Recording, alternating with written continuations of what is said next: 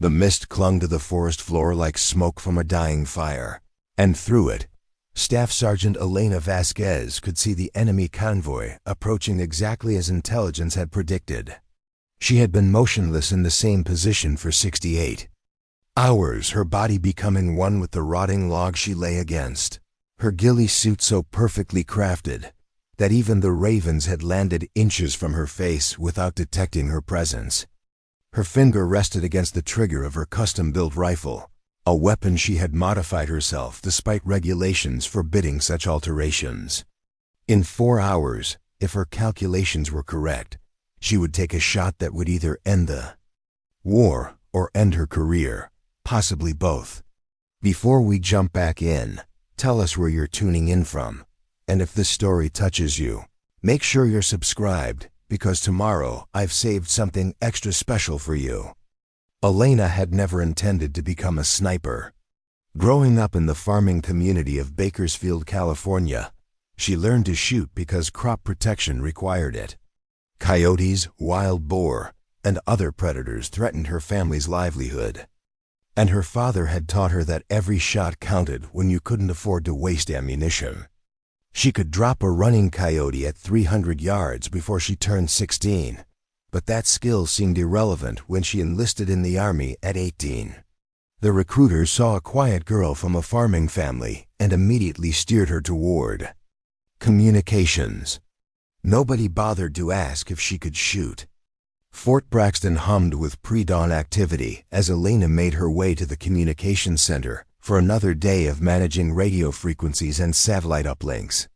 It was March 2023, and tensions in Eastern Europe had escalated to the point where her unit, the 327th Signal Battalion, had been deployed to support NATO forces along the Ukrainian border. Elena spent her days coordinating communications between field units and command, work that was critical but invisible. She was good at it, exceptionally good, but every morning she watched the sniper teams heading out for their missions with a longing she couldn't shake. The other soldiers in her unit knew Elena as the communications specialist who never made mistakes, who could troubleshoot equipment failures that stumped senior technicians, and who somehow always managed to maintain clear signals even in the worst weather conditions. What they didn't know was that she spent her off-duty hours studying ballistics manuals, wind calculation charts, and topographical surveys of the surrounding region. In her personal kit, hidden beneath regulation gear, she kept a rangefinder. She had purchased with her own money and a notebook filled with calculations about wind speed, temperature variations, and sight adjustments that would never be part of her official duties. Staff Sergeant Marcus Chen noticed her dedication first, but not in the way Elena had hoped. During a routine equipment inspection, he found her personal rangefinder and raised an eyebrow. Elena Vasquez, Communications, Chen read from her service record. What exactly do you need a rangefinder for? Elena straightened, knowing this moment would define how her fellow soldiers saw her. Sir, I believe in understanding the operational environment completely. The rangefinder helps me calculate optimal antenna placement for maximum signal coverage. Chen studied her for a long moment, then nodded slowly. That's thorough, Vasquez. Maybe too thorough for someone in communications. Elena felt the familiar sting of being questioned for doing more than required. It was a pattern that had followed her throughout her military service. Her supervisors appreciated her competence, but grew suspicious when that competence extended beyond her assigned role. They wanted specialists who stayed within their specialties, not soldiers who developed skills across multiple disciplines. The morning briefing on March 15th changed everything. Major Patricia Kellerman stood before the assembled battalion, her expression grave as she outlined a developing situation. Intelligence indicates that enemy forces are planning a major offensive along Sector 7. They're moving high-value targets through the region, including command personnel whose elimination could significantly impact their operational capabilities. Our sniper teams are tasked with interdiction, but the terrain is challenging and the windows of opportunity are narrow. Elena listened from her position near the back of the briefing room, mentally mapping the described locations against the topographical data she had memorized. Sector 7 included the Vransca Ridge, a series of densely forested hills that provided excellent concealment but required precise knowledge of wind patterns and elevation changes for effective long-range shooting. She had studied those hills extensively, not because it was required, but because she believed in being prepared for any scenario. The Major continued her briefing, assigning sniper teams to various positions throughout the region. Team Alpha would cover the northern approach, Team Bravo would monitor the eastern roads, and Team Charlie would establish overwatch on the southern ridge. Elena noticed immediately that nobody was being assigned to cover the western slope of Vransca Ridge, an area that her studies suggested was the most likely route for enemy movement. After the briefing, she approached Sergeant Chen with her observations. "Sir, based on the terrain analysis, I believe the western slope of Vransca Ridge represents a significant gap in our coverage. The enemy could use that route to bypass our sniper positions entirely." Chen looked at her with the same expression of mild annoyance she had come to expect. "Vasquez, your communications. The sniper team leaders have years of experience reading terrain. I think they know what they're doing." Elena nodded and returned to her duties, but the feeling that something crucial was being overlooked gnawed at her throughout the day. That evening, she spread her personal maps across her bunk and ran calculations on wind patterns, elevation angles, and sight lines from the western slope. Every analysis confirmed her suspicion that this position offered both the best concealment and the clearest field of fire for anyone trying to intercept enemy movement through the region. 3 days later, her concerns proved justified. The first convoy evaded all 3 sniper teams by taking exactly the route Elena had predicted. By the time the teams repositioned, the high-value targets had disappeared into the forest. Major Kellerman's debriefing was tense, filled with frustration about missed opportunities and intelligence failures. Elena wanted to speak up, to explain what she had observed, but Chen's dismissive response 3 days earlier made her hesitant. Instead, she continued her private analysis. If the enemy had successfully used the western slope once, they would likely use it again. The route offered them the same advantages it would offer a defender: excellent concealment, multiple escape routes, and clear sight lines in all directions.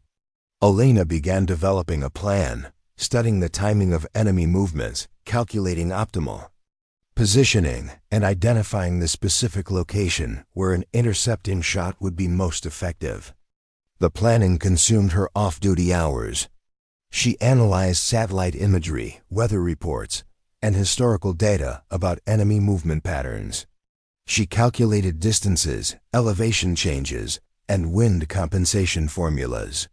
Most importantly, she identified the exact spot where someone with the right skills and equipment could establish a position that would be virtually undetectable while offering perfect coverage of the enemy's preferred route. Elena knew that her superiors would never approve such a mission. She was communications personnel, not a trained sniper. She lacked the official qualifications, the authorized equipment, and the command structure support that such an operation would normally require. But she also knew that her analysis was correct, that the opportunity existed, and that the enemy would continue to exploit this gap in coverage until someone did something about it. The decision crystallized when she overheard a conversation between 2 of the sniper team leaders. "Looks like our targets are getting smarter," Sergeant Williams was saying to his partner. "They're avoiding all our established positions, using routes we haven't covered. If this keeps up, we'll never get another shot at their command structure." That night, Elena made her choice. She began gathering the equipment she would need, using her communications role to access gear that wouldn't normally be available to her. A ghillie suit from the surplus equipment locker, additional camouflage materials from the engineering unit, and most importantly, A precision rifle that had been written off as damaged, but which Elena knew she could repair and modify. The rifle was a Remington 700 that had been set aside after a training accident damaged its stock and scope mounting. Elena spent 2 nights working on it, replacing the damaged components with parts she fabricated herself. She adjusted the trigger mechanism, aligned the barrel bedding, and mounted a scope she had quietly requisitioned through a paperwork irregularity that wouldn't be discovered for weeks. Her modifications went far beyond simple repairs. Elena rebuilt the rifle's internal mechanisms to her exact specifications, creating a weapon that was perfectly suited to her shooting style and the specific demands of the mission she was planning. She tested it at night on the base range, using subsonic ammunition to avoid detection, and achieved groupings that would have impressed the best snipers in the battalion. The final element of her preparation was the most dangerous. Elena needed to establish her position without being detected by her own side or the enemy. This required her to disappear from the base for an extended period without triggering a search. She solved this problem by volunteering for a long-range communications repair mission that would take her into the field for several days. Preparing and narrating this story took us a lot of time, so if you are enjoying it, subscribe to our channel. It means a lot to us. Now back to the story. As far as the command structure knew, she was troubleshooting antenna installations at remote outposts. On March 23rd, Elena set out for what her orders described as routine maintenance work. Her official destination was a communications relay station 15 miles from the base. Her actual destination was a carefully selected position on the western slope of Vranska Ridge, where she planned to establish the most effective sniper hide in the battalion's operational area. The hike to her chosen position took 6 hours, through terrain that seemed designed to prevent human passage. Elena moved carefully, leaving no trace of her passage and taking frequent breaks to confirm that she wasn't being followed. She carried everything she would need for an extended stay: water for 4 days, concentrated rations, medical supplies, and most importantly, the modified rifle that represented months of secret preparation. The position she had selected was a shallow depression beneath a fallen tree, surrounded by dense undergrowth and offering clear sight lines toward the route she expected the enemy to use. Elena spent 4 hours preparing the hide, weaving natural camouflage into her ghillie suit and creating a firing position that would be invisible even to searchers who knew exactly where to look.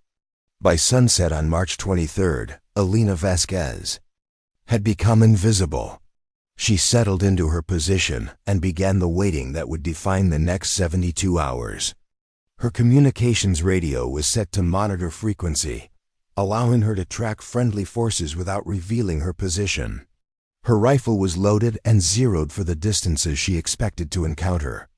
Most importantly, her mind was focused on the single shot that could change the course of the entire operation. The first night tested her physical preparation. Temperatures dropped to near freezing, and Elena had to maintain her position without any heat source that might reveal her location. She had trained for this by spending nights in the California mountains, learning to regulate her body temperature through breathing techniques and micro-movements that didn't disturb her camouflage. During the second day, she spotted her first enemy patrol. A 6-man reconnaissance team moved through the valley below her position, their route confirming her analysis of the enemy's preferred travel corridors. Elena tracked them through her scope, noting their equipment, formation, and pace. They passed within 200 yards of her position without detecting any sign of her presence. The radio traffic she monitored told a story of increasing frustration. The enemy was continuing to evade the official sniper teams, using routes that avoided all established positions. Meanwhile, intelligence reports suggested that a high-value convoy would be moving through the region within the next 48 hours. The convoy reportedly included enemy commanders whose elimination could disrupt the planned offensive. Elena's position offered perfect coverage of the route intelligence suggested the convoy would use. Her calculations showed that she could engage targets at ranges up to 800 yards, well within her demonstrated capabilities. More importantly, the position offered multiple escape routes that would allow her to extract safely after taking. Her shot, the third day, brought the convoy she had been waiting for. Elena spotted the advanced security team at dawn, moving carefully through the forest below her position. They were followed an hour later by the main convoy, 3 vehicles carrying what appeared to be senior personnel based on their security arrangements and movement patterns. Elena tracked the convoy through her scope, identifying the vehicle most likely to contain the high-value targets. Her breathing slowed as she settled into the shooting position she had maintained for 72 hours. The range was 630 yards, with a slight crosswind that required a half-minute adjustment. The shot would be challenging, but well within her capabilities. As the target vehicle reached the optimal position, Elena took up trigger slack and prepared to fire. This shot would announce her presence to both sides, ending her concealment, and potentially triggering a search that could lead to her capture or death. But it would also eliminate a target that the official sniper teams had been unable to reach, proving that her analysis had been correct and her unauthorized mission justified. Elena exhaled slowly, her finger tightening on the trigger. In seconds, she would discover whether months of secret preparation and 3 days of motionless waiting had been worth the risk. The crosshairs settled on her target, and the world narrowed to the space between her rifle and the enemy commander, who had no idea he was being watched. The shot that would change military history was about to be fired by a communications specialist who wasn't supposed to be there, using a rifle she had modified without authorization from a position her superiors didn't know existed. Elena Vasquez had spent her entire military career being underestimated, dismissed, and overlooked. In the next moment, that would change forever. Her finger completed its rearward pressure on the trigger, and the rifle fired with a precision that surprised even her. The bullet traveled 630 yards in less than a second, crossing terrain that had protected enemy forces for weeks. Through her scope, Elena watched the impact and knew immediately that her shot had found its mark. The convoy erupted into chaos as security teams scrambled to identify the source of the attack. Elena had already begun her extraction, moving through escape routes she had planned meticulously.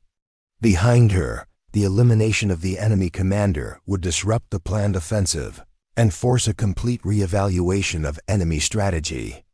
But the immediate consequences mattered less than what the shot represented.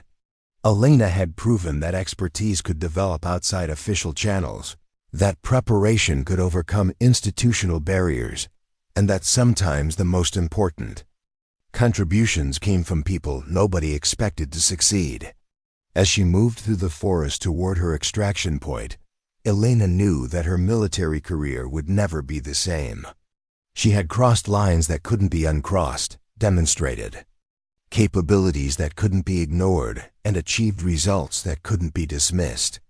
The communications specialist who had been overlooked for sniper training had just accomplished what the trained sniper teams could not. The radio chatter she monitored during her extraction told the story of a successful mission that nobody could explain. The enemy convoy had been stopped, the high-value target eliminated, and the planned offensive disrupted.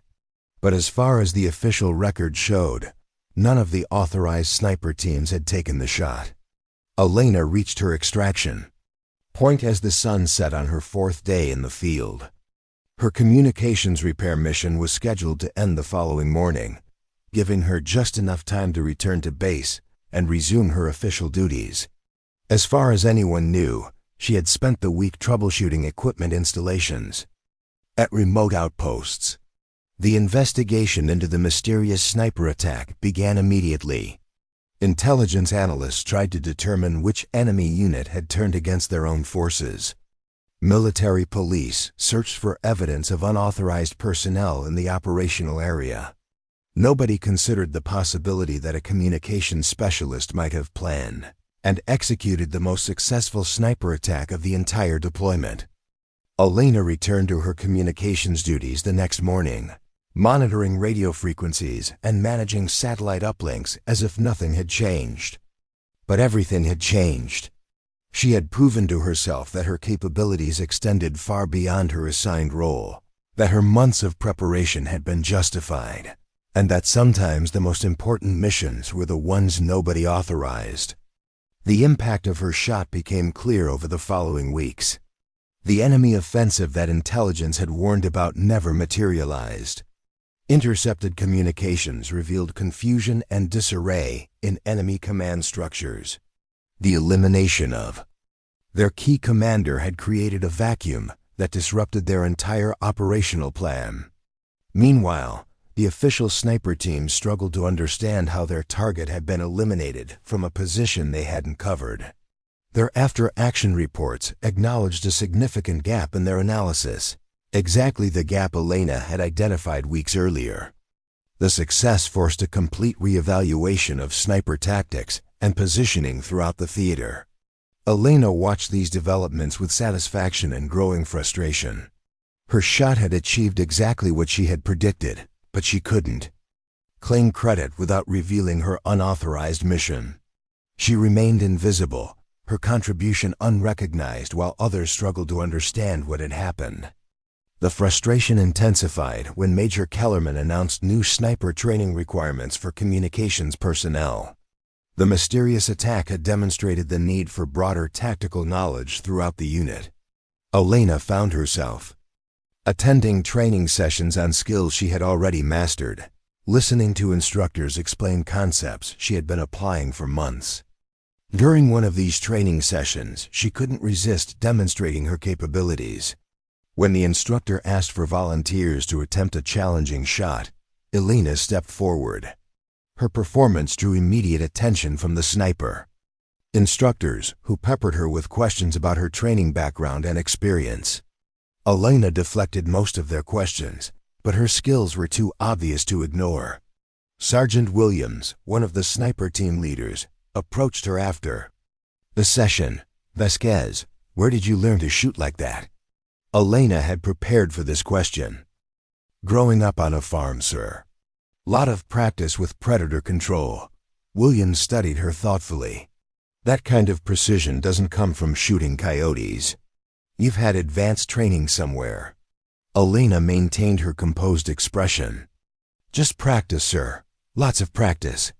But Williams wasn't convinced, and Elena knew that her demonstration had raised questions she might not be able to answer indefinitely. The situation became more complicated when intelligence reports revealed additional details about the mysterious sniper attack.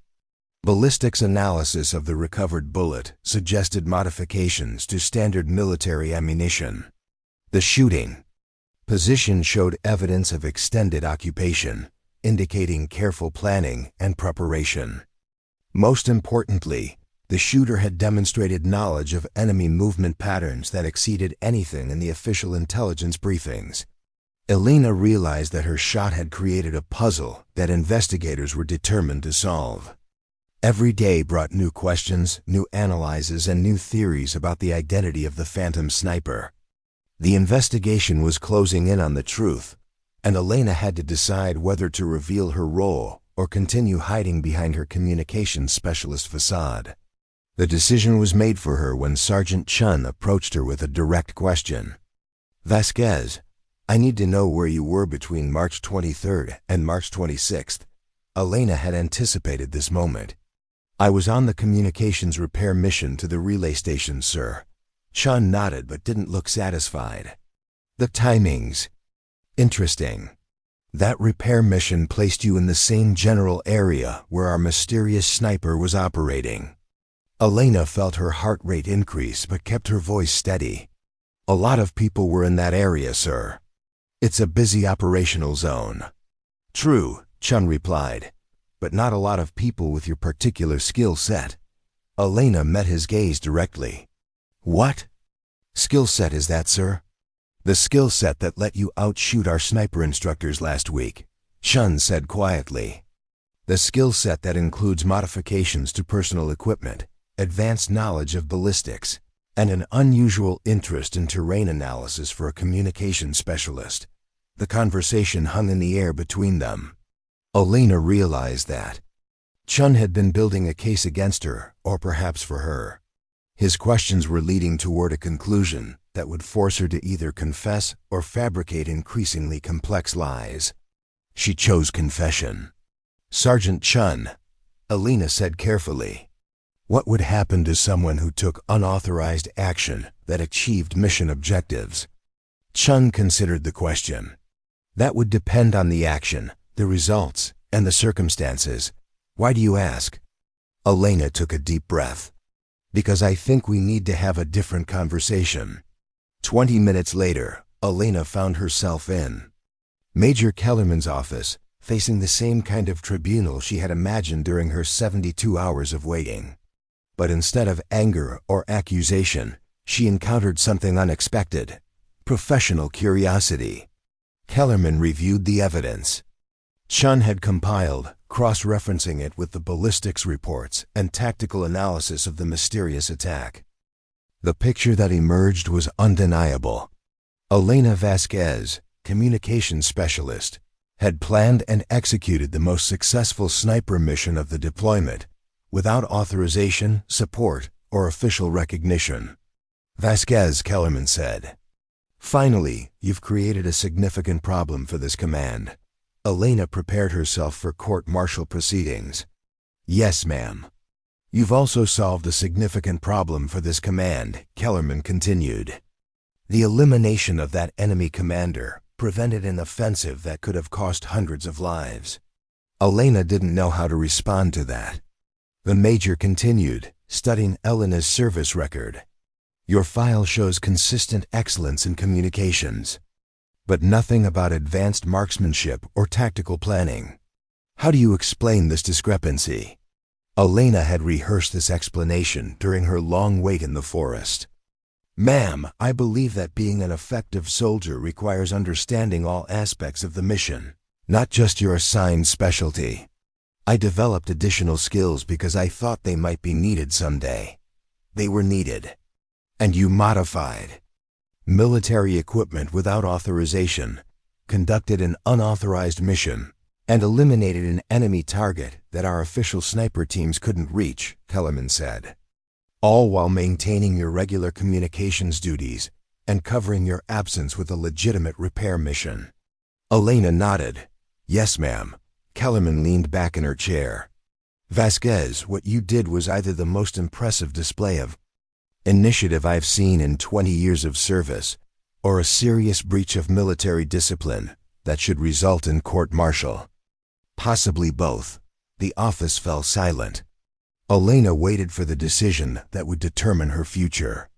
She had known the risks when she fired that shot, had accepted that her career might end with her unauthorized mission. But she had also known that some things were more important than regulations, that sometimes proving yourself required breaking rules that kept you from demonstrating your true capabilities. Major Kellerman made her decision. "Vasquez, you're being transferred to the sniper division, effective immediately. We're creating a new program for advanced tactical communications that will combine your technical expertise with your demonstrated marksmanship abilities. You'll train other communications personnel in extended tactical operations, including the kind of independent mission planning you used for your unauthorized attack." Elena felt the world shift around her. Transfer, not court-martial. Recognition, not punishment. "Ma'am, thank you, ma'am." "Don't thank me yet," Kellerman replied. "Your new role will be the most challenging assignment in this battalion. You'll be expected to train others to think and operate the way you do, to develop the same kind of comprehensive tactical awareness that made your mission successful. And you'll do it all while maintaining the highest standards of military discipline." Elena understood. She was being given an opportunity to prove that her approach could be systematized, taught, and replicated within official channels. The unauthorized mission had demonstrated that different thinking could achieve different results. Now she had to prove that different thinking could be integrated into standard operations. 6 months later, Elena stood before a classroom of communication specialists who were learning to think beyond their assigned roles. The Advanced Tactical Communications Program had become one of the most sought-after training opportunities in the battalion. Students learned marksmanship, terrain analysis, tactical planning, and most importantly, how to recognize opportunities that others missed. The program's success had attracted attention from higher command levels. Elena's methods were being studied and adapted throughout the theater. The communication specialist who had once been dismissed for being too thorough was now teaching others that thoroughness was a tactical advantage. During one training session, a student asked Elena about the legendary Phantom sniper attack that had inspired the program's creation. Elena smiled and referred the student to the official reports, which credited the attack to enhanced tactical awareness and improved intelligence analysis. The truth about who had fired that shot remained classified, known only to a small group of officers who understood that some victories required protecting the people who achieved them. But Elena knew, and that knowledge transformed how she approached every mission. She was no longer the overlooked communications specialist counting equipment, while others handled the important work. She was the sniper instructor who taught others. That expertise could develop in unexpected places, that preparation could overcome institutional barriers, and that sometimes the most important shots were taken by people nobody expected to succeed. The program's motto, inscribed on a plaque in the training facility, captured the lesson Elena had learned during those 72 hours of motionless waiting. Excellence emerges when preparation meets opportunity, regardless of where that preparation originates. Elena looked at the plaque every morning before beginning her training duties. It reminded her of the communications specialist who had spent months preparing for a mission nobody authorized, who had waited motionless in a forest hide for 3 days, and who had fired the shot that changed not just military history, but the understanding of what was possible when people were allowed to exceed expectations. The war in Eastern Europe eventually ended, but Elena's influence continued. Her students carried her methods to new assignments, spreading the understanding that tactical excellence could emerge from any specialty when combined with dedication, preparation, and the courage to act when others hesitated. Elena Vasquez had proven that being underestimated was sometimes the greatest advantage of all. In a world that tried to limit people to narrow roles and restricted responsibilities, she had demonstrated that true capability recognized no boundaries, except those imposed by imagination and determination. The shot that changed military history had been fired by someone who wasn't supposed to be there, using skills she wasn't supposed to have from a position nobody else had considered. It was the perfect metaphor for what happened when preparation met opportunity and courage overcame convention. And somewhere in the forests of Eastern Europe, on a ridge that had once hidden an invisible sniper for 72 hours, the trees still grew over the hide position where Elena Vasquez had proven that sometimes the most important victories came from the most unexpected sources.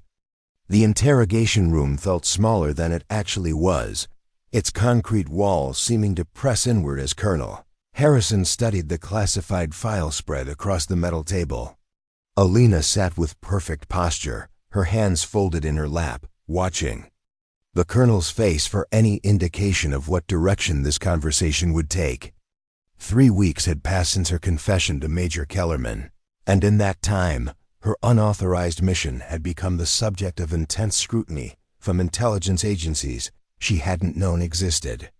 Colonel Harrison finally looked up from the file, his weathered features revealing nothing about his conclusions. Specialist Vasquez, your actions have created ripples that extend far beyond this theater of operations. The enemy command structure you disrupted was planning coordinated attacks across multiple sectors. Your single shot prevented what could have been the largest offensive of the entire conflict. Elena maintained her composure, though internally she felt a mixture of pride and apprehension. She had understood that her target was important, but the full scope of the impact was only now becoming clear. The intelligence reports detailed in Harrison's file painted a picture of an enemy organization that had been systematically building toward a coordinated assault that would have overwhelmed NATO defensive positions. The colonel continued, his tone clinical and measured. What interests me more than the tactical success is the methodology. You identified a gap in our operational coverage that our most experienced sniper teams missed. You developed a solution using resources and skills that weren't officially available to you. Most importantly, you executed a mission that required 72 hours of absolute discipline and precision. Elena had spent those 3 weeks wondering if her actions would be viewed as heroic or criminal. The line between initiative and insubordination seemed to shift depending on who was making the evaluation. Colonel Harrison's analysis suggested that higher command was more interested in understanding her methods than punishing her violation of protocol. "I've reviewed your service record extensively," Harrison said, flipping through pages of performance evaluations and training scores. "Your technical competence in communications has been exemplary, but there's no indication of the tactical sophistication you demonstrated during your unauthorized mission. Where did you acquire these capabilities?" Elena had anticipated this question, but still struggled with how to answer honestly without sounding presumptuous. "Sir, I've always believed that understanding the complete operational environment makes me more effective in my assigned role. The skills I developed were intended to support communications operations, not to replace specialized personnel." Harrison nodded slowly. "That's a diplomatic answer, specialist, but it doesn't address the core question. You demonstrated advanced knowledge of ballistics, terrain analysis, and tactical planning. You modified military equipment to specifications that exceeded factory standards. You planned and executed a mission that required expertise normally associated with special operations units." The weight of his words settled over Elena like a heavy blanket. She had known that her unauthorized mission would attract attention, but she hadn't fully considered how her display of capabilities would be interpreted by intelligence officials who spent their careers analyzing unconventional threats and hidden competencies. Colonel Harrison leaned forward, his expression growing more intense. "Specialist Vasquez, I'm going to ask you a direct question, and I need a completely honest answer. Have you received training or instruction from any source outside of official military channels?" The question carried implications that made Elena's stomach tighten. She realized that Harrison was investigating the possibility that she might be some kind of sleeper agent or foreign operative, whose capabilities had been developed through clandestine means. Her months of independent preparation were being viewed through the lens of counterintelligence concerns. "Sir," Elena replied carefully, "every skill I demonstrated was developed through personal study and practice using publicly available resources. I have never received instruction from any unauthorized source or had contact with foreign intelligence services. My capabilities developed because I chose to exceed the minimum requirements of my assigned duties." Harrison studied her for a long moment, then made notes in a separate file that Elena couldn't see. The silence stretched uncomfortably as she wondered whether her explanation was being accepted or dismissed. Finally, the colonel spoke again, his tone shifting slightly toward something that might have been approval. "Specialist Vasquez, your unauthorized mission succeeded because you thought beyond the limitations of your assigned role. You identified opportunities that others missed and developed capabilities that others didn't know they needed. In the current operational environment, that kind of adaptive thinking is becoming increasingly valuable." Elena felt a cautious optimism beginning to emerge. Harrison's words suggested that her actions were being evaluated, more for their strategic value than their regulatory violations. But she also sensed that this conversation was leading towards something larger than a simple disciplinary review. The colonel continued, consulting another section of his file. Military doctrine has traditionally emphasized specialization and clearly defined roles. Communications personnel handle communications, snipers handle precision shooting, intelligence. Analysts handle information processing. Your mission demonstrated that rigid specialization might be limiting our operational effectiveness. Elena nodded, recognizing the broader implications of what Harrison was describing. Her success had challenged fundamental assumptions about how military expertise should be organized and deployed. The fact that a communications specialist had achieved what specialized sniper teams could not suggested that the traditional boundaries between military occupational specialties might need to be reconsidered. "We're developing a new program," Harrison said, opening yet another file that contained organizational charts and training curricula. "The Enhanced Individual Capabilities Initiative will identify personnel who demonstrate potential beyond their assigned specialties and provide them with advanced cross-training opportunities. Your unauthorized mission has become the proof of concept for this entire program." Elena felt the world shifting around her again, just as it had during her conversation with Major Kellerman. But this shift was larger, carrying implications that extended far beyond her individual career. Harrison was describing a fundamental change in how the military would develop and utilize human resources, and her single shot had apparently catalyzed this transformation. The colonel leaned back in his chair, his expression becoming more conversational. "Specialist Vasquez, I'm offering you the opportunity to help design and implement this program. You would work directly with special operations units, intelligence agencies, and advanced training facilities to develop methodologies for identifying and cultivating exceptional capabilities, regardless of a person's official specialty." The offer was both exciting and terrifying. Elena would be leaving behind the familiar world of communications operations to enter a realm of advanced tactics and strategic planning that she had only imagined. But she would also be helping to create opportunities for other overlooked personnel to develop and demonstrate capabilities that traditional military structures might never recognize. "Sir," Elena said, "I accept the assignment, but I would like to request that the program include provisions for personnel who might not fit conventional profiles for advanced training. Some of our most valuable capabilities might be found in unexpected places." Harrison smiled for the first time during their conversation. "That's exactly the kind of thinking we need, specialist. Your first assignment will be to identify other personnel throughout this theater who might have hidden capabilities similar to your own. We want to find the communications specialists who could be snipers, the mechanics who could be intelligence analysts, the supply clerks who could be reconnaissance specialists." Elena realized that she was being asked to become a talent scout for unconventional expertise, to identify soldiers whose potential exceeded their current assignments.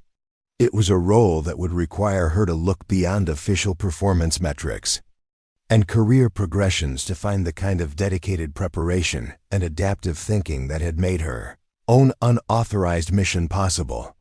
The conversation continued for another hour as Harrison outlined the scope and objectives of the Enhanced Individual Capabilities Initiative. Elena would spend the next 6 months traveling throughout the European theater, conducting assessments and interviews to identify candidates for advanced cross-training. She would also help develop evaluation criteria that could recognize potential in personnel whose capabilities might not be obvious through conventional measures. As the meeting concluded, Colonel Harrison handed Elena a new set of orders that would fundamentally change her military career. She was being promoted to staff sergeant and transferred to a special projects unit that reported directly to theater command. Her new assignment would take her far from the communications operations that had defined her service, but it would also allow her to help others transcend the limitations of their assigned roles. Elena left the interrogation room feeling as though she had just been recruited into a different military entirely. The Enhanced Individual Capabilities Initiative represented a recognition that the traditional model of military specialization was insufficient for modern operational challenges. Her unauthorized mission had proven that exceptional results could come from unexpected sources, and now she would help institutionalize that understanding. Her first assignment took her to Forward Operating Base Meridian, where she was tasked with evaluating personnel who had demonstrated unusual capabilities or interests beyond their assigned specialties. Elena approached this task with the same methodical preparation that had made her sniper mission successful, developing interview techniques and assessment protocols that could identify hidden potential. The first soldier she evaluated was Private Marcus Torres, a supply clerk who had been writing detailed tactical analyses of base security vulnerabilities in his spare time. Torres had no formal training in security assessment, but his observations were more sophisticated than reports produced by specialized security personnel. Elena spent 3 hours interviewing Torres, exploring how he had developed his analytical capabilities and what motivated his interest in subjects beyond supply management. Torres explained that his civilian background in loss prevention had taught him to think systematically about security weaknesses and potential threats. He had applied those same analytical methods to military operations, identifying vulnerabilities that others might miss because they were focused on their specialized areas of responsibility. Elena recognized immediately that Torres possessed exactly the kind of adaptive thinking that the Enhanced Individual Capabilities Initiative was designed to cultivate. Her evaluation report recommended Torres for advanced training in intelligence analysis and security assessment. But more importantly, it documented the methodology she had used to identify his potential, creating a template that other evaluators could use to recognize similar capabilities in different personnel. Elena was not just finding exceptional individuals. She was developing the systems that would allow the military to find them consistently.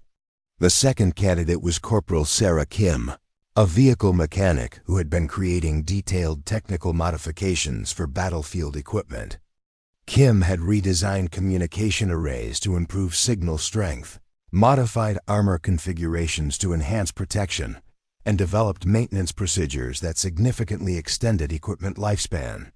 Like Elena's rifle modifications, Kim's work exceeded official specifications and demonstrated capabilities that weren't recognized by her current assignment. Elena's interview with Kim revealed a pattern that she was beginning to recognize across multiple candidates. These soldiers shared certain characteristics: intense curiosity about subjects beyond their assigned duties, willingness to invest personal time in developing additional capabilities, and a tendency to see problems from perspectives that others missed. They were all, in different ways, doing what Elena had done when she spent months preparing for a mission nobody had authorized. The pattern became even clearer when Elena evaluated Sergeant David Park, a logistics coordinator who had been developing advanced route planning algorithms in his spare time. Park's algorithms could optimize supply convoy routes while accounting for variables that traditional planning methods ignored: weather patterns, enemy activity predictions, terrain degradation, and equipment maintenance requirements.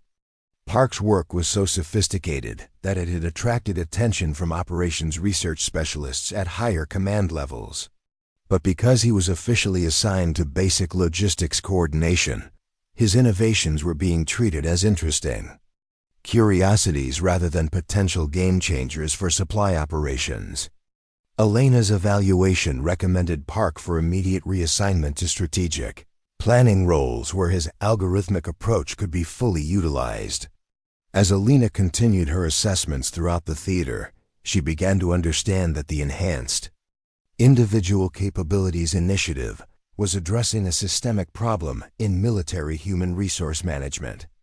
The traditional model of matching personnel to roles, based on initial assessments and formal training, was missing vast amounts of potential that developed after soldiers entered service. Elena documented this pattern in her reports to Colonel Harrison, explaining how military bureaucracy was inadvertently suppressing innovation by limiting personnel to narrow specializations. Her unauthorized sniper mission had succeeded precisely because she had refused to accept those limitations. And her evaluations were identifying dozens of other soldiers who had made similar refusals to varying degrees. The implications extended beyond individual career development to broader questions about military effectiveness and adaptability. Elena's analysis suggested that rigid specialization was creating blind spots in operational planning, gaps in capability coverage, and missed opportunities for innovative solutions to complex problems.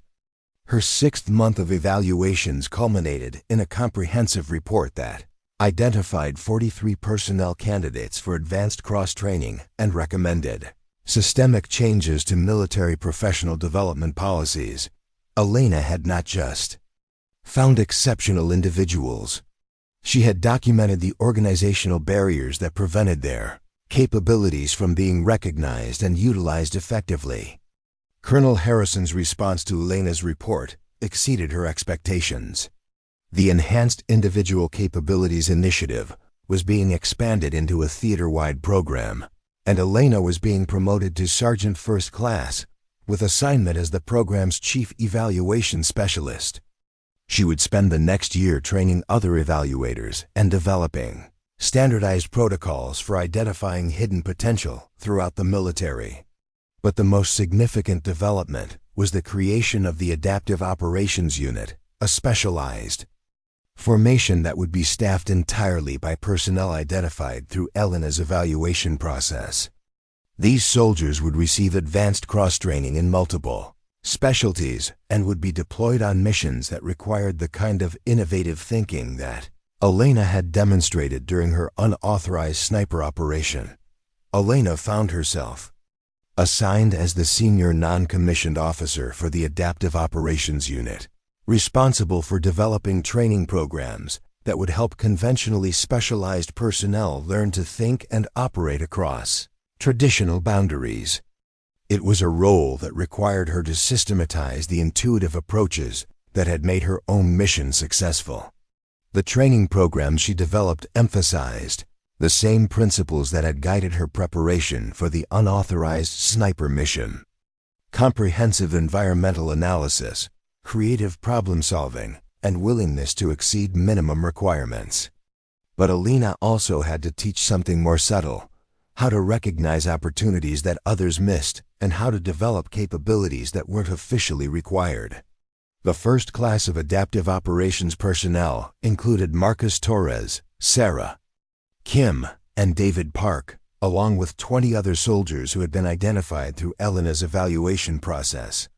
Elena watched them struggle with the transition from specialized roles to adaptive thinking, recognizing her own challenges in their confusion and frustration. Teaching adaptive operations required Elena to articulate concepts that she had developed intuitively. She had to explain how to analyze terrain from multiple perspectives simultaneously, how to identify equipment modification opportunities, and how to develop unofficial expertise without neglecting official duties. Most importantly, she had to teach them when to follow regulations and when to transcend them.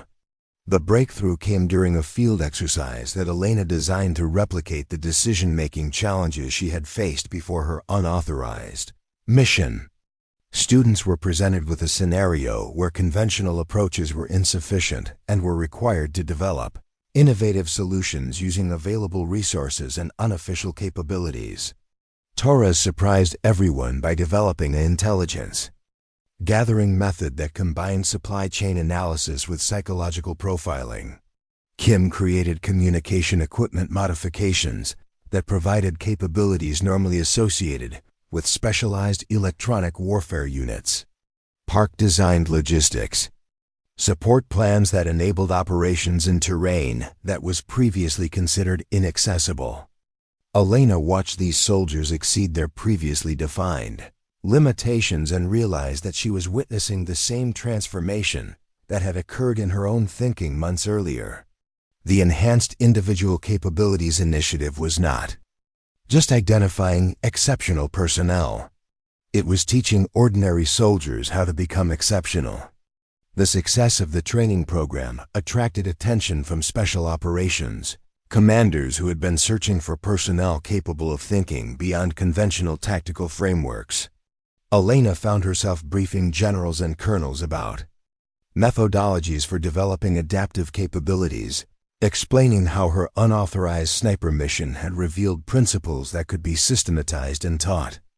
But the most satisfying development was receiving reports from graduates of the Adaptive Operations Program who were applying their training to real-world challenges. Torres had identified and disrupted an enemy intelligence network using supply chain analysis techniques. Kim had developed battlefield communication capabilities that provided strategic advantages in contested environments. Park had enabled successful operations in terrain that conventional planning had deemed impossible. Elena realized that her single unauthorized shot had created a cascade of changes that extended far beyond her individual career. The Enhanced Individual Capabilities Initiative was transforming how the military identified, developed, and utilized human potential. Soldiers throughout the theater were being encouraged to exceed their assigned roles and develop capabilities that would have been dismissed as inappropriate just months earlier. The program's success also validated Elena's fundamental belief that excellence could emerge from unexpected sources when people were given opportunities to demonstrate their full capabilities. Her communication specialist background had become an asset rather than a limitation, proving that diverse perspectives could generate solutions that specialized training might miss. As Elena prepared for her next assignment, developing evaluation protocols for special operations recruitment, she reflected on the journey that had brought her from overlooked communications specialist to architect of military innovation. Her unauthorized mission had proven that individual initiative could achieve extraordinary results, but the Enhanced Individual Capabilities Initiative was proving that those results could be replicated and scaled.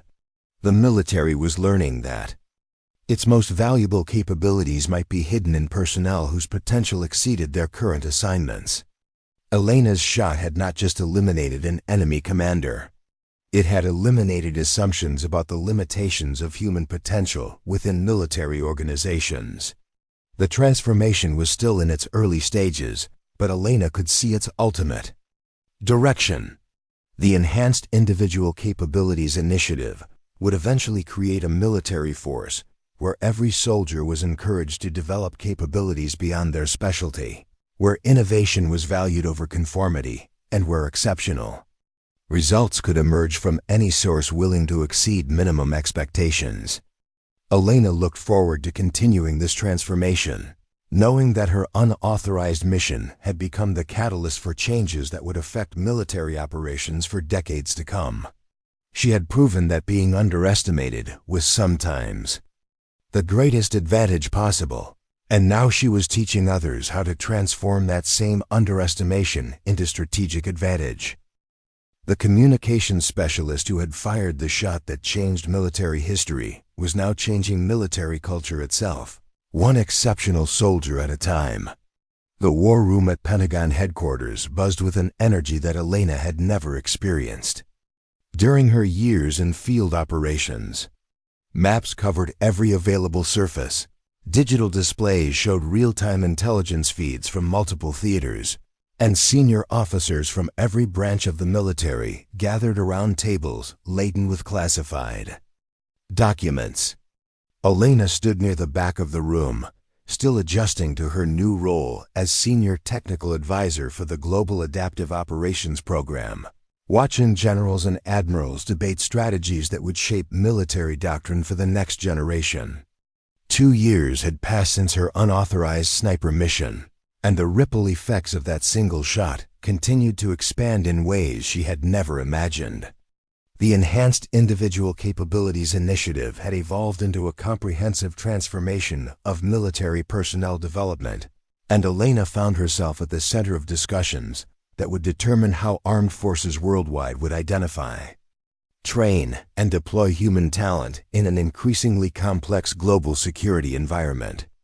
General Patricia Morrison, the newly appointed Director of Strategic Innovation, called the meeting to order with the authority of someone who had spent 30 years transforming military bureaucracy from within.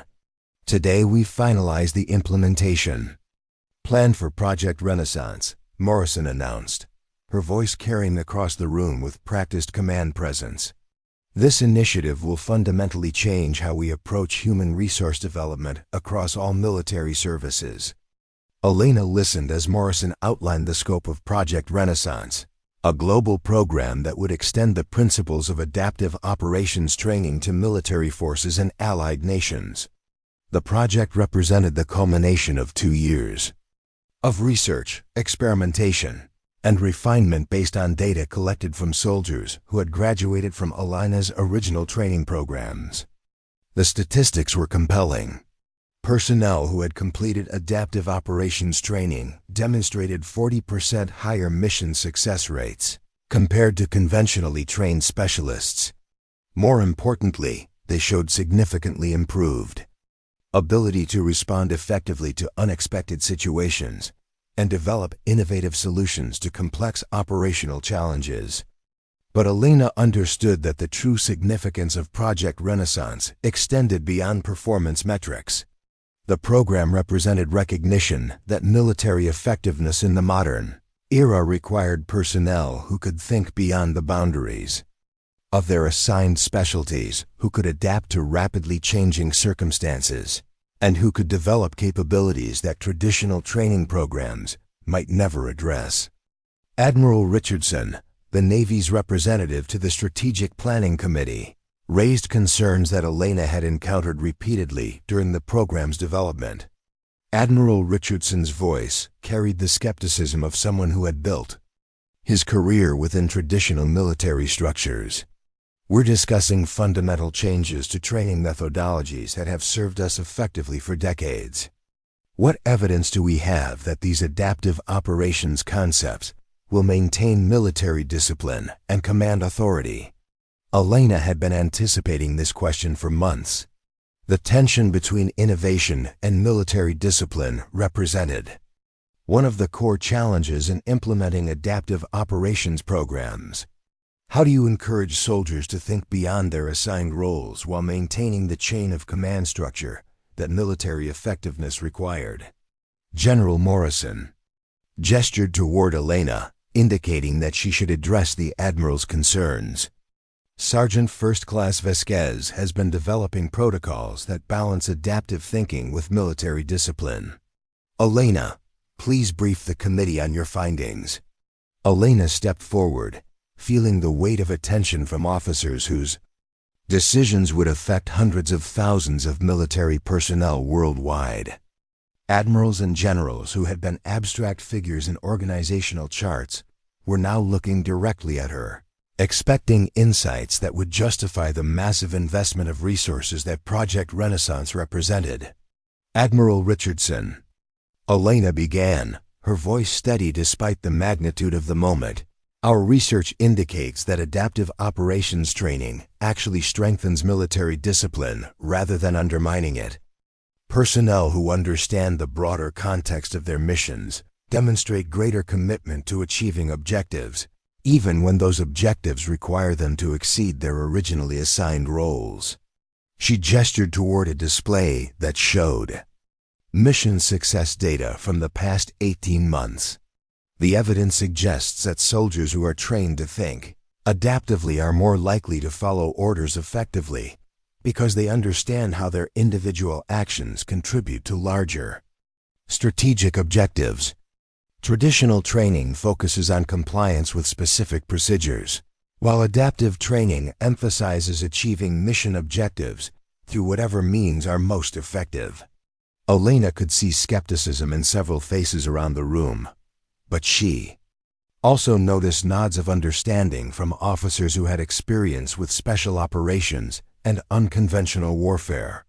Her analysis resonated with military leaders who had encountered situations where rigid adherence to procedure had prevented mission success. Colonel Stevens, the Army's liaison to the project, posed the next logical question. Sergeant Vasquez, how do we scale these training methodologies to work with personnel who may not have the exceptional motivation and preparation that characterized your original sniper mission? Elena had wrestled with this question throughout the development of adaptive operations curricula. Her unauthorized mission had succeeded because of months of personal preparation and exceptional individual initiative. But Project Renaissance needed to work with ordinary soldiers who might not possess the same level of dedication or natural aptitude for adaptive thinking. Sir, Elena replied, our training protocols focus on developing systematic approaches to adaptive thinking rather than relying on exceptional individual characteristics. We teach specific methodologies for analyzing complex situations, identifying unconventional solutions, and implementing innovations within established command structures. Elena explained how the training programs had evolved from her original intuitive approaches to systematic curricula that could be taught to personnel with varying backgrounds and aptitudes. The key breakthrough had been recognizing that adaptive thinking could be broken down into specific cognitive skills that could be developed through practice and repetition. The most important element, Elena continued, is teaching personnel to recognize when adaptive approaches are needed and when conventional procedures are sufficient. We don't want soldiers constantly reinventing established methods, but we do want them capable of innovation when situations exceed the scope of standard training. General Morrison interrupted to add supporting evidence from field commanders who had worked with adaptive operations graduates. We've received consistently positive feedback from unit commanders who report that these personnel enhance overall unit effectiveness rather than disrupting established procedures. They become force multipliers who help conventional specialists achieve better results. Elena watched the committee members process this information, recognizing the moment when institutional resistance began to transform into institutional support. The evidence for adaptive operations effectiveness had reached a threshold where skepticism was being overcome by documented results. The discussion continued for 3 hours, covering implementation timelines, resource requirements, and coordination procedures with allied military forces. Elena found herself answering technical questions about training methodologies, evaluation criteria, and quality control measures that would ensure consistent results across different military cultures and operational environments. But the most significant moment came when Admiral Richardson, who had been the most vocal skeptic, asked Elena to describe how adaptive operations training might have changed the outcome of historical military operations. Elena had prepared for this question by studying dozens of military engagements where innovative thinking had determined success or failure. Admiral, Elena responded, consider Operation Neptune Spear, the mission that eliminated Osama bin Laden. That operation succeeded because personnel were trained to adapt to unexpected circumstances while maintaining focus on mission objectives. When their primary helicopter was compromised, the team modified their approach in real time while preserving operational security and mission effectiveness. Elena continued with examples from various conflicts and operational contexts, demonstrating how adaptive thinking had consistently proven decisive in complex military situations. The historical evidence suggested that formal training in adaptive methodologies could have prevented numerous mission failures and enhanced the effectiveness of successful operations. The committee's final decision was unanimous. Project Renaissance would be implemented globally over the next 3 years, with Elena serving as chief technical advisor for the entire program. She would oversee the development of training facilities, evaluation protocols, and instructor certification programs that would bring adaptive operations capabilities to military forces throughout the Allied world. As the meeting concluded, Elena reflected on the journey that had brought her from overlooked communications specialist to architect of global military transformation. Her unauthorized sniper mission had proven that exceptional results could emerge from unexpected sources, and Project Renaissance would institutionalize that understanding on an unprecedented scale. The implementation of Project Renaissance began immediately, with Elena traveling to military installations across 6 continents to establish training programs and evaluate instructor candidates. Each location presented unique challenges that required her to adapt the core adaptive operations curriculum to different cultural contexts, operational requirements, and institutional traditions. Her first international assignment took her to the British Special Air Service training facility in Hereford, where she worked with instructors who had decades of experience in unconventional warfare. The SAS had always emphasized adaptive thinking and individual initiative, but Elena's systematic approach to developing these capabilities offered new methods for accelerating the training process. Working with Major James Sinclair, a veteran of operations in Afghanistan and Iraq, Elena developed curricula that combined traditional SAS selection methods with adaptive operations cognitive training.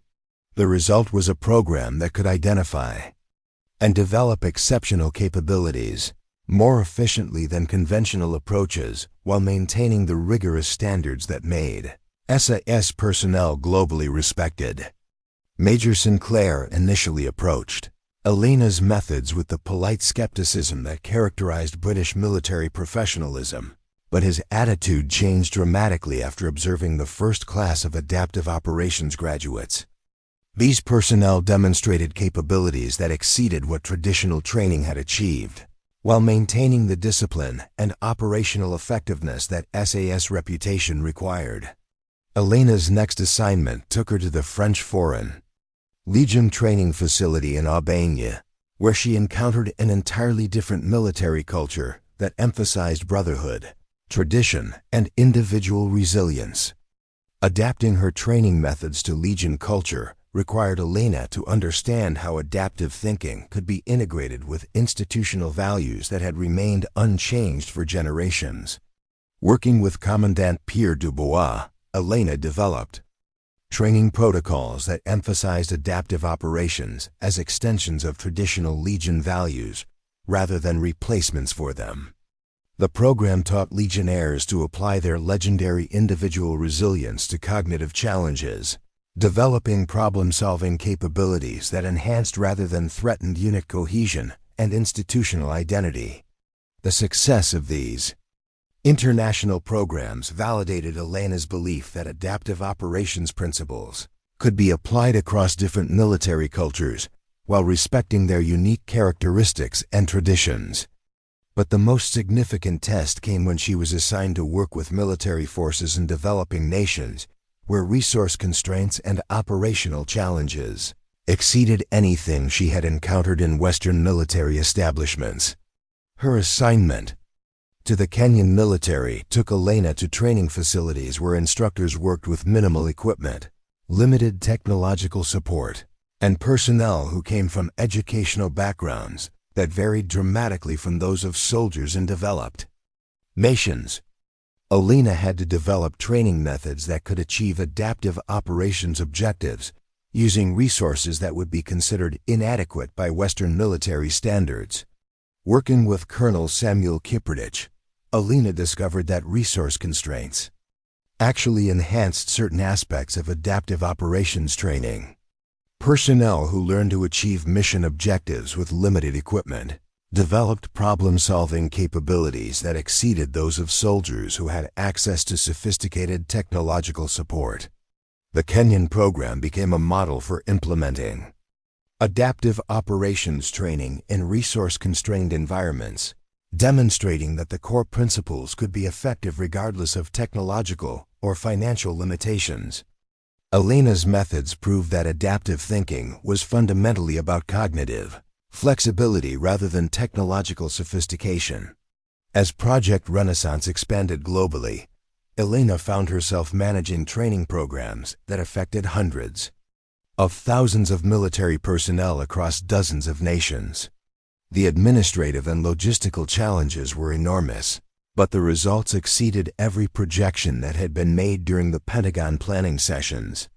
Military forces that implemented adaptive operations training reported significant improvements in mission effectiveness, personnel retention, and innovation rates. More importantly, they demonstrated enhanced ability to respond to emerging threats that conventional training had not anticipated. Elena's role evolved from technical advisor to strategic consultant as military leaders sought her guidance on adapting their institutional cultures to support adaptive operations principles. She found herself advising generals and defense ministers on organizational changes that would maximize the effectiveness of their adaptive operations investments. But Elena's most important contribution was her work on instructor development, programs that would ensure the long-term sustainability of adaptive operations training. She developed certification protocols that could identify and train instructors who possessed both the technical knowledge and institutional credibility necessary to implement these programs effectively. The instructor development programs faced unique challenges because they required personnel who could bridge the gap between conventional military training and innovative adaptive operations methodologies. Elena had to identify instructors who possessed both exceptional technical competence and the communication skills necessary to convince skeptical military institutions to embrace new approaches. Elena's solution was to recruit instructors from the ranks of adaptive operations graduates who had demonstrated exceptional performance in operational environments. These instructors combined first-hand experience with adaptive operations effectiveness, with deep understanding of traditional military cultures and values. The instructor development programs produced a cadre of trainers who could implement adaptive operations curricula while maintaining credibility within their respective military institutions. Elena had created a self-sustaining system that would continue developing adaptive operations capabilities long after her direct involvement ended. 3 years after the Pentagon meeting that launched Project Renaissance, Elena stood before the International Military Education Conference in Geneva, delivering the keynote address on adaptive operations achievements and future development plans. The audience included defense officials, military educators, and strategic planners from every allied nation. Elena's presentation documented the transformation that adaptive operations training had achieved across global military forces. Personnel effectiveness had improved dramatically, innovation rates had increased exponentially, and military forces had demonstrated enhanced ability to respond to complex challenges that exceeded the scope of conventional training. But Elena's most important message concerned the broader implications of adaptive operations success. The programs had proven that human potential within military organizations was vastly greater than traditional institutional structures had recognized. By creating systems that identified and developed hidden capabilities, military forces had accessed talent reservoirs that had been overlooked for generations. Elena concluded her presentation by describing the future evolution of adaptive operations training, including plans for civilian applications that would extend these methodologies to emergency response organizations, corporate training programs, and educational institutions. The principles that had emerged from her unauthorized sniper mission were becoming foundations for human development initiatives that would affect society far beyond military contexts. As Elena left the podium, she reflected on the extraordinary journey that had brought her from communications specialist to global consultant on human potential development. Her single shot had proven that exceptional capabilities could emerge from unexpected sources, and the programs she had developed were ensuring that such capabilities would be systematically identified and cultivated rather than accidentally discovered. The unauthorized mission that had risked her military career had ultimately transformed military culture worldwide, creating opportunities for countless personnel to exceed their assigned limitations and achieve extraordinary results. Elena had proven that being underestimated was sometimes the most powerful advantage possible, especially when that underestimation motivated preparation and innovation that others couldn't imagine. The communications specialist who had spent 72 hours motionless in a forest hide had become the architect of human potential development programs that would affect military effectiveness for generations. Her transformation from overlooked specialist to global consultant represented the same principle she had taught thousands of military personnel. Exceptional results were possible when people refused to accept limitations that others imposed on their capabilities. Elena's story had become more than an individual success narrative. It had become proof that institutional change was possible when someone was willing to demonstrate what could be achieved beyond conventional boundaries. Her unauthorized sniper mission had changed military history not just through its immediate tactical success, but through its demonstration that extraordinary capabilities could exist anywhere within military organizations. The program's ultimate legacy would be measured not in Elena's individual achievements, but in the countless personnel who would discover and develop exceptional capabilities because systems now existed to identify and cultivate human potential that previous military cultures had systematically overlooked. As Elena prepared for her next assignment, developing adaptive operations programs for Allied intelligence services, she understood that her work was far from complete. The principles she had discovered during her unauthorized mission would continue evolving and expanding, creating opportunities for future generations of military personnel to exceed expectations and achieve results that others would consider impossible. The shot that changed military history had become the foundation for institutional changes that would continue changing military history for decades to come. Elena's transformation from underestimated communications specialist to recognized expert on human potential development proved that individual initiative could catalyze organizational transformation when supported by systematic development and institutional commitment. Elena looked toward the future with confidence that adaptive operations principles would continue revealing hidden capabilities and enabling extraordinary achievements throughout military organizations worldwide. Her unauthorized mission had proven that exceptional results were possible.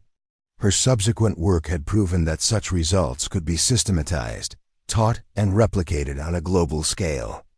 The communications specialist who had fired the shot that changed military history had ensured that countless others would have opportunities to fire their own shots that would change military history in ways not yet imagined. Her legacy would be measured not in what she had accomplished individually, but in what she had made possible for others who possessed capabilities that conventional systems had never recognized. Up next, you've got 2 more standout stories right on your screen.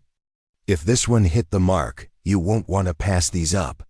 Just click and check them out.